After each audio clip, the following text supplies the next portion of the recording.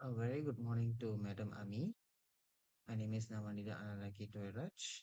My matrix ID is 211291020.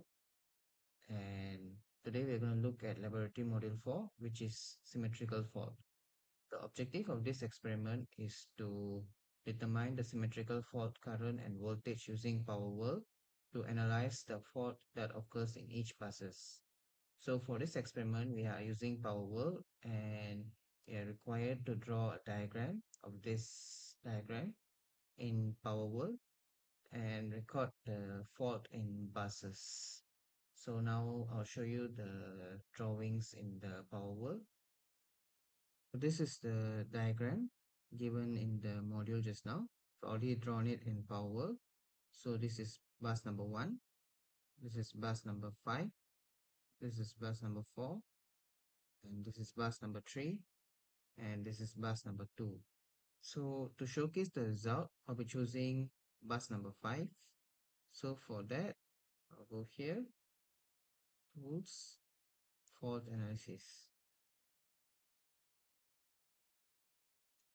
So for this, I'll be going here, change it to three-phase balance.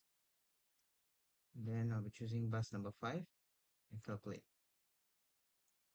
So for the first one, fault current per unit, we'll be having this 33.928. This is the answer. And then for the second part, gen or line or transformer. So for that, I'll be explaining this. Okay, how do we classify that is by saying this connected with bus 1, connected with bus 4, and connected with bus 2. So that is L3, L2, and T1. So now let's go for the bus to bus connection. So you can see I've just explained just now, bus 4 to 5, 1 to 5, and 2 to 5. So now let's calculate the current per unit, which is this. Okay, so for current per unit is by this way, pressing on the lines, and we can see 1 to 5 is 15.38460, and bus 2 to 5, that will be 2.64902, and bus 4 to 5 is 15.89405. So that is the end for table 1, and now we'll be going for table number 2.